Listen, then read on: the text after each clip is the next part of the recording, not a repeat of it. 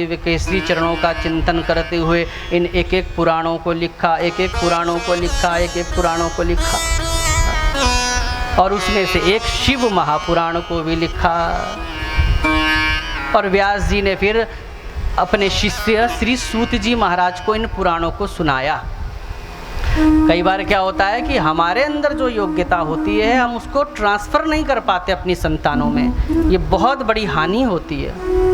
हम अपनी संपत्ति का तो बंटवारा कर देते हैं और चिंता रहती है कि जल्दी बंटवारा कर दो, नहीं तो लड़ेंगे भिड़ेंगे भाई भाई भाई आदि आदि जो भी है, उसकी तो बड़ी चिंता रहती है हम लोगों को। लेकिन इसकी चिंता आपने कभी की कि जो हमारी परंपराएं हैं इसको हम अपने बच्चों को दे के जाएं। जो आपने अपनी कीर्तन मंडलियां बनाई है आपने तो निभाया, चलो घर घर जाकर ढोलक बजाया, कीर्तनों में उत्सव किया, किसी के ब्याह शादी में किया, किसी के बर्थडे में किया, थोड़े थोड़े पैसे कीर्तन से जुड़े, उससे धार्मिक यात्राएं की, माताओं ने 200 500 जो चढ़ता है उससे इकट्ठा कर करके किसी ने अपने गांव में भागवत कराई, किसी ने शिव महापुराण कराई। आपने तो अपनी परंपराओं को निभाया, लेकिन क्या आपको कभी ऐसी चिंता नहीं होती कि जब हमारा शरीर पूरा हो जाएगा हम ऐसा क्या संस्कार बच्चों को देकर जा रहे हैं कि एक मंडली हम जवान लोगों की भी, जवान बच्चों की भी तैयार करें, जिससे कि हम जब इस संसार से महादेव के चरणों में चले जाएं तो उसके बाद हमारी उस परंपरा को हमारे बच्चे निभाएं।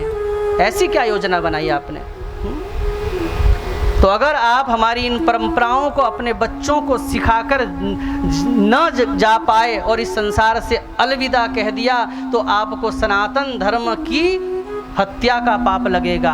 अगर आप कहेंगे कि अरे हमने तो निभाया, अब आगे की कौन कहे, ऐसा नहीं होता। जब अगर आप भगवान से प्रेम करते हैं तो फिर आपको ये भी ध्यान रखना चाहिए हमारी कोई परंपरा टूटे ना।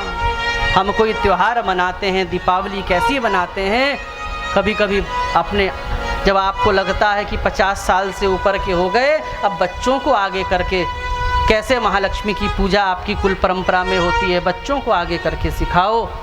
कैसे आप रामायण मनाते हो, कैसे आप होली बनाते हो, क्या आपके कुल की घर की परंपराएं हैं, कैसे आप बड़ों का आदर सम्मान करते हो, किसको क्या उपहार आप देते हो, जो परंपराएं चल रही हैं उसको आप अपने बच्चों को सिखाओ।